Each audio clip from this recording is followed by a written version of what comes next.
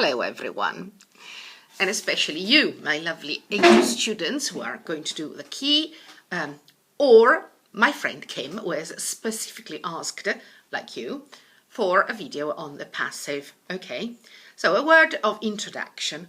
When is the passive used in English? Well, at this level, your level A2, actually very little, very, very little. We use it when we don't know who has actually done something. Chi ha fatto l'azione? It's not very clear, okay? So we tend to use the passive. So we also see the passive on signposts or messages, sui messaggi, sui segnali, okay? When you don't need to specify who has actually done the action, okay? So one of the examples that comes to my mind especially is now when you hear mi è stato detto. Okay, mi è stato detto is a classic passive sentence in English, okay? Because you say I am told. I am told. Yeah, mi dicono. Okay, I am told, I was told, mi è stato detto. All right, so in Italian the passive can be made only if you have a transitive verb, se c'è un verbo transitivo, ok? Go back to school and remember that transitive verbs, quali sono I verbi transitivi? The transitive verbs are verbs where the action goes from the performer, chi la fa, to the action itself. I read a book. Io leggo un libro. Therefore, if I want to make this passive, I say un libro è letto da me.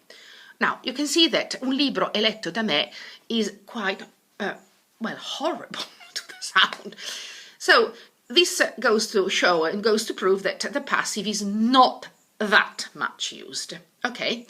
Anyway, you can find it, and in fact, you do find it in articles and, as I said, in signs. We're going to see only three tenses. The present.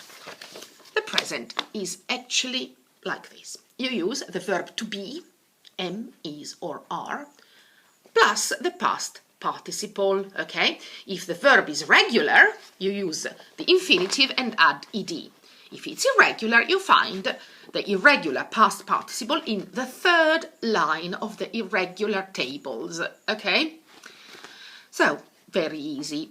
Remember that in Italian you can use indifferently the verb essere or the verb venire. Il ponte venne costruito o il ponte è stato costruito. It's the same. But in English, this is not possible. You just use the verb to have. To be. So you have. The first one is I am told. Mi è stato detto. Io sono stato detto. Okay? Or schools are cleaned by caretakers. Le scuole vengono pulite, sono pulite da, che ne so, i bidelli. Ma non è importante sapere chi ha fatto questa azione. It's not very important to know who has cleaned the schools. The fact is that schools get clean. They are cleaned, okay? And then Coke is sold everywhere in the world. Viene venduta, è venduta everywhere in the world, okay? It's not very important to know who sells Coke, okay? But the fact that you can actually find Coke everywhere in the world, it's actually sold everywhere. And this is the present. Let's get to the past. The past is even easier because, as you know, the verb to be in the past had only got two forms. One is was and the other one is were. And again, you use the past participle afterwards, okay? So you can say the bridge was built in 2020, okay? Who built the bridge? Not important. The fact is that this bridge was built in 2020, okay? And the other one is they were accused of lying. Furono accusati di mentire, okay? So they were accused of lying. Who accused them? Doesn't matter. It's not important. They just were accused of lying, okay?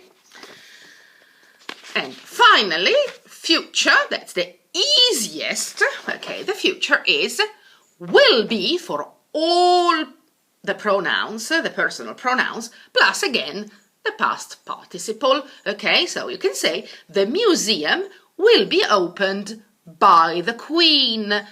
Il museo sarà aperto dalla regina. In this case, it's important to know that the Queen will open the museum, okay? So we use the agent, usiamo il complemento d'agente, which is actually in English, we get it from by using the preposition by, okay, by. All of my students make a lot of mistakes because they are always using by, okay?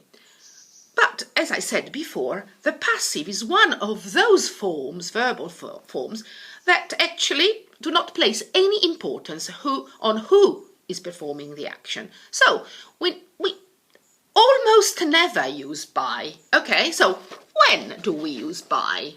Okay, we use by only when there is a specific person or specific people who we want to nominate, because actually it's an exceptional thing that they're doing this thing. But in all other cases, especially when there are personal pronouns like we, us, they, okay, it's not important, and therefore we don't use by, okay? There are two examples here. The one is, a house will be built here, okay? Who will build the house? It's obvious, chi costruirà la casa. The house will be built by the builders, i muratori. So, because it's obvious, we don't need to specify it, okay? We just want to say a fact that a house will be built here, but not who will build the house. It's not important who will build the house. Whereas if we say that short story was read by the mayor, it's important because it was the mayor, il sindaco, who generally doesn't read short stories, who decided to read the short stories for children. Ok, so la storia fu letta dal sindaco. Ok, so to sum up, the passive is really, really easy, okay? We just use the verb to be in the present, in the past, or in the future, plus the past participle. And we use by the agent only when we want to underline that somebody did something extraordinarily for their function, okay? But not in the other cases, because if we use the passive is because we are not interested in who performed this action. I hope this is clear.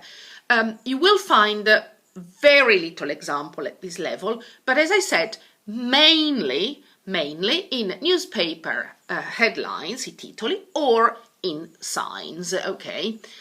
You will find it there. The rest will come when you reach another level. Goodbye.